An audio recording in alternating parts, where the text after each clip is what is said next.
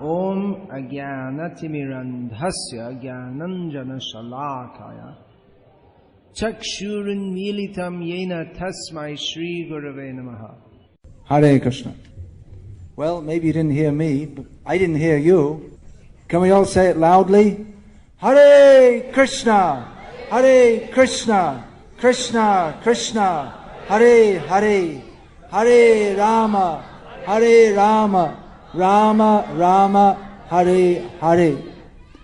This cultural program has been arranged for the glorification of Lord Sri Krishna, the Supreme Personality of Godhead. So this short discourse is entitled, Krishna is the Supreme Personality of Godhead. Krishna is not the subject of our entertainment. This cultural program has been arranged. It may seem to be like an entertainment program, but actually it's meant for enlightenment. Krishna is the supreme enjoyer, and he invites us to join with him in his ever pleasurable pastimes. We can join eternally with Krishna if we simply accept this eternal, transcendental fact that Krishna is the Supreme Personality of Godhead, and that we are all his eternal servants, and we are eternally related with him in a bondage of loving service. He is the master, we are the servant. So what does this mean, Supreme Personality of Godhead? Srila Prabhupada, he used this term throughout his books.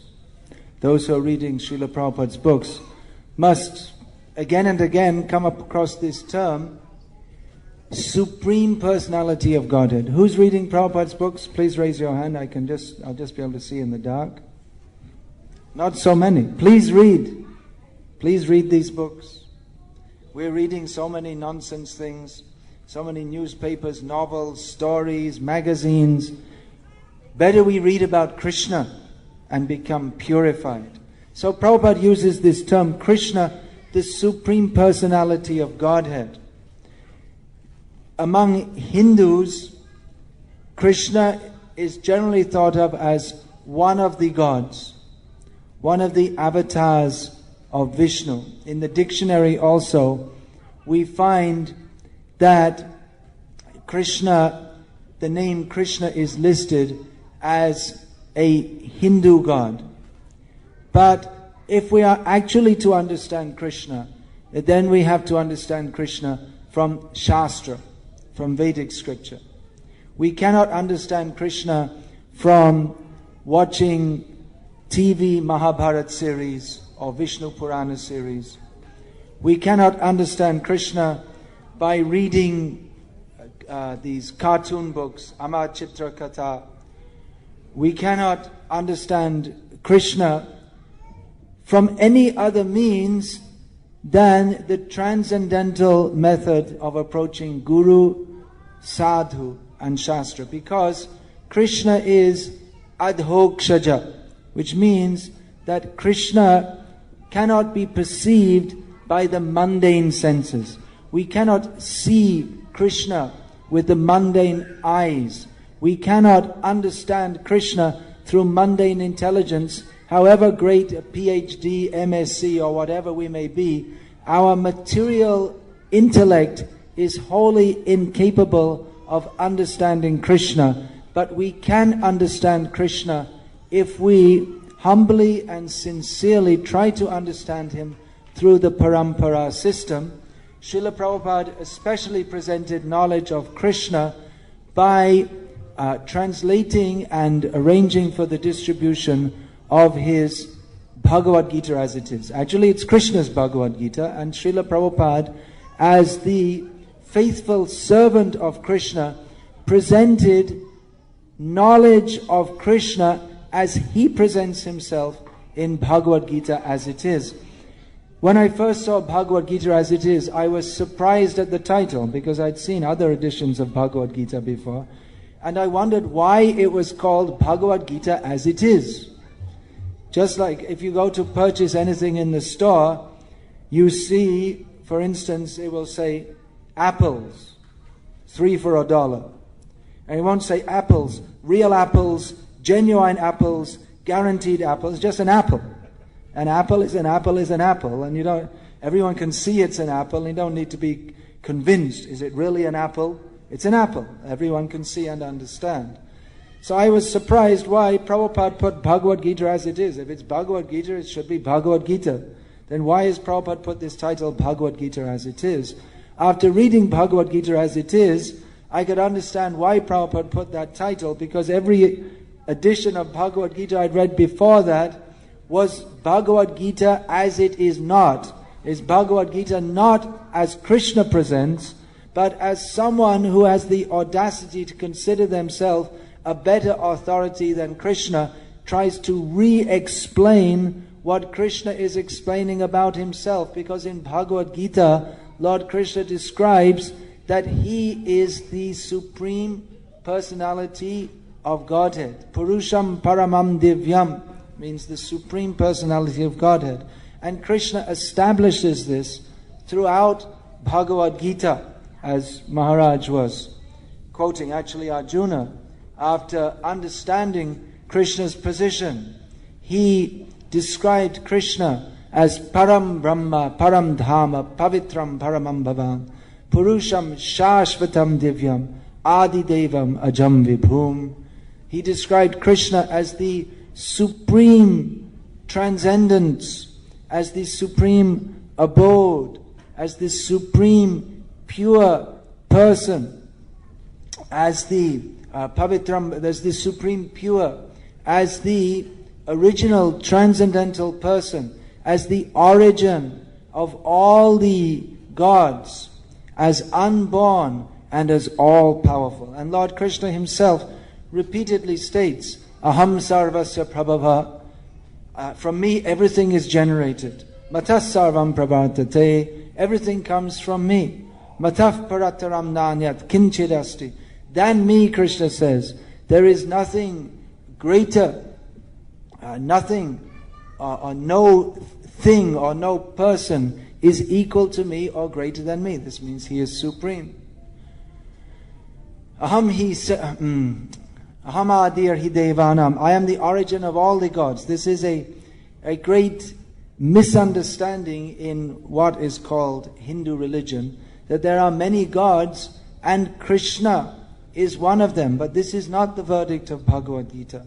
In Bhagavad Gita, if at all we are to accept Bhagavad Gita, then we have to present, as Srila Prabhupada has so kindly clarified in Bhagavad Gita as it is, to clarify from the misunderstandings which have been spread in society by so many persons who are actually envious of Krishna and who have presented translations of Bhagavad Gita to misrepresent Bhagavad Gita. But Bhagavad Gita as it is means to understand that Krishna is the Supreme Personality of Godhead.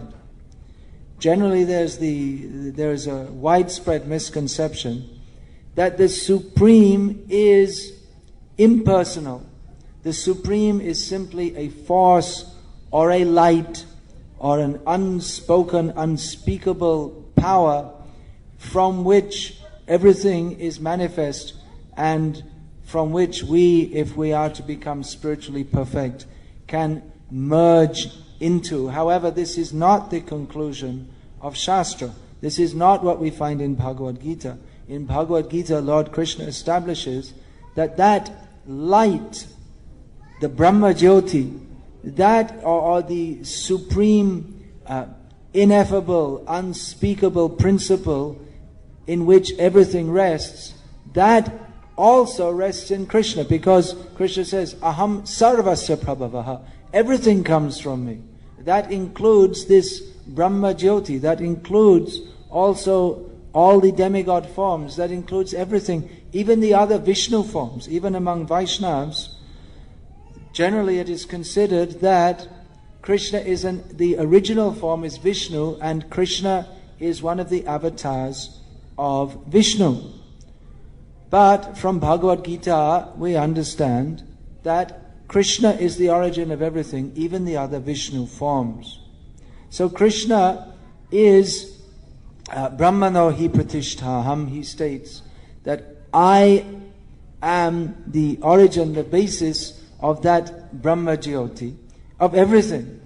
So it is the duty of the jiva, as Krishna explains in Bhagavad Gita, to understand this simple point which Krishna establishes in Bhagavad Gita in various ways. The whole Bhagavad Gita is simply to establish to Arjuna, and through Arjuna to everyone else who aspires to follow in the footsteps of Arjuna and achieve the perfection of life.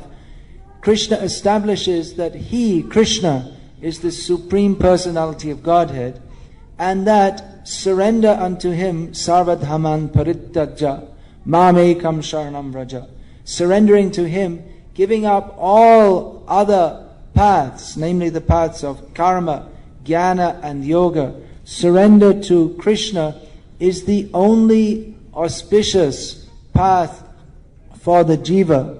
And although we may aspire to do so many things within this world, even pious aspirations such as performing good activities and going to the heavenly planets, this is all antithetical to our actual self-interest, which is simply to understand that we are eternal spirit souls, part and parcels of Krishna and His eternal servants. And thus, we can never be happy by trying to identify ourselves or act in any other way than accepting our position of eternal subordination to Krishna, the Supreme Personality of Godhead. Simply to understand this point. I am an eternal servant of Krishna. This is self-realization.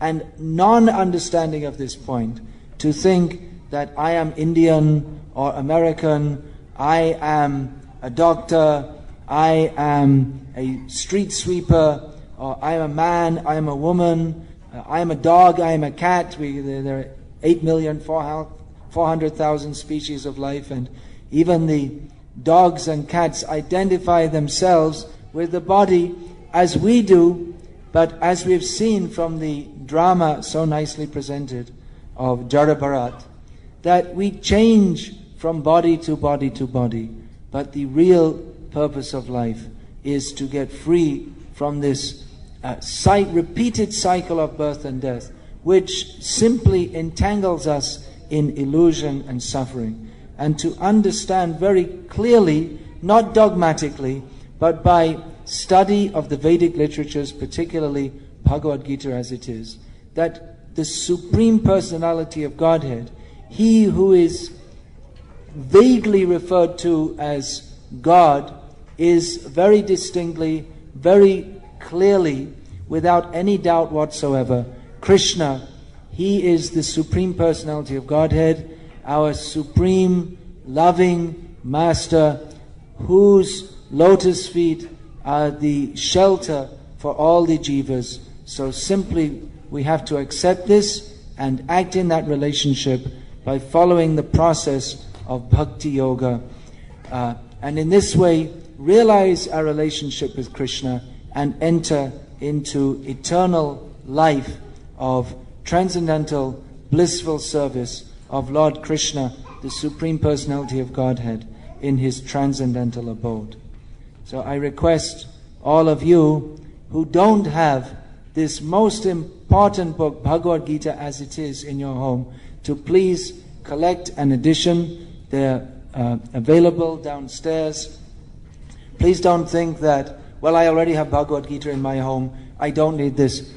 You do need this. If you don't have it in your home, you definitely need it. It's more important than your TV. It's more important than your fridge. It's more important than your microwave oven. It's more important than anything. We're not saying that you have to throw all those things out, although definitely if you throw out the TV, it would be very beneficial for you. Instead of watching all that nonsense, open Bhagavad Gita and read it and become enlightened, rather than filling our heads with all the nonsense that we subject ourselves to daily, become enlightened by studying Bhagavad Gita as it is, and understand our actual position of eternal servitorship to Krishna, the Supreme Personality of Godhead. So please collect that book. If you already have it, then you have to go to the next stage, which is reading Srimad Bhagavatam. Whatever is described in Bhagavad Gita as it is, briefly is described very elaborately in Srimad Bhagavatam. This drama we just saw of Jara Bharat, that is a concise depiction of the extensive transcendental knowledge that is described, the story of Jara Bharat in Srimad Bhagavatam. And there are many such narrations which fully delineate how Krishna is the Supreme Personality of Godhead. These are all given in Srimad Bhagavatam. So please collect these important books. Make your home perfect by having these books, studying these books, and following what is in these books. Following what is in these books, the most important thing is to accept that Krishna is the Supreme Personality of Godhead and act in His service. We can act in His service by the very easy and blissful and transcendently enlightening process of chanting the holy names of Krishna that we shall do now in the Arati ceremony, which will bring this function to a conclusion. So I invite you to join with all of us in worshipping Lord Sri Krishna, the Supreme Personality of Godhead, along with His eternal consort, Srimati Radharani, in the Arati ceremony, which we shall celebrate by together chanting in Sankirtan.